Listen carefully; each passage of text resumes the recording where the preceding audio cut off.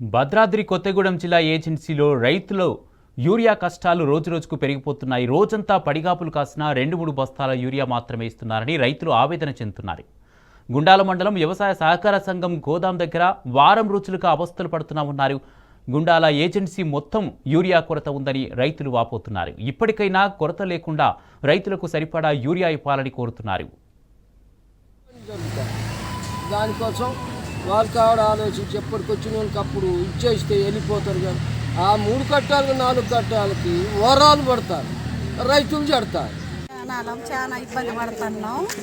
మాకు ఏ రోజు వచ్చిన మందికి ఆ రోజు పంపిస్తే బాగుంటుంది. మొన్నటి టోకెన్లు 3 రోజులు బట్టి అయ్యే నడుస్తున్నాయి.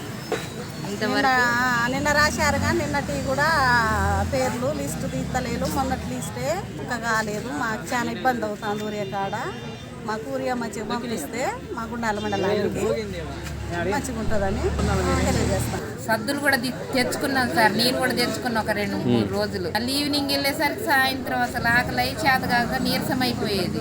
ఇప్పటికి చాలా రోజులు బట్టి తిరుగుతాను. ఇంతవరకు కట్టాలి 15-20 రోజులు అయితే సార్, పోయిన మంత్ నుంచి తిరుగుతాను.